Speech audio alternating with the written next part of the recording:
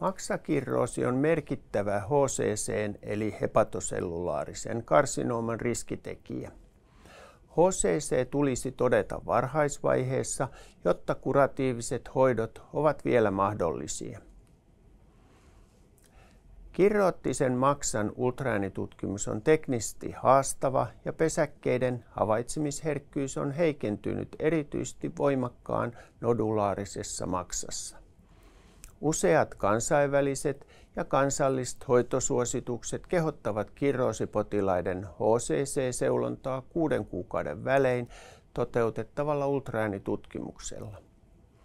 Mutta kaikille kirroosipotilaille tehtävän seulonnan vaikuttavuutta on kyseenalaistettu.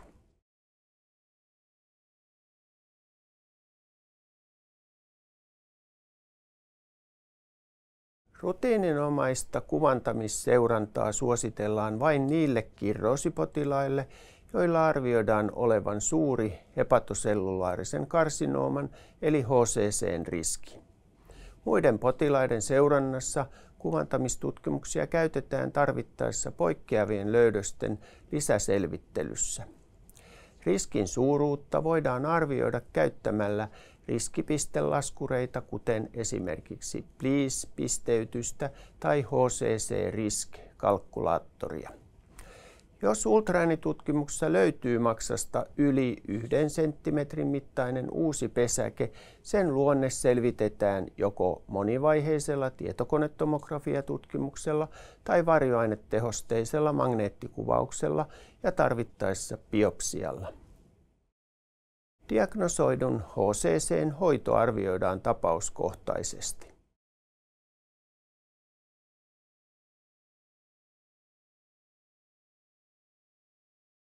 AFP-mittauksen yhdistäminen ultraääniseulontaan saattaa parantaa varhaisvaiheen HCC-pesäkkeen havaitsemisen herkkyyttä, mutta vahvaa näyttöä siitä ei ole.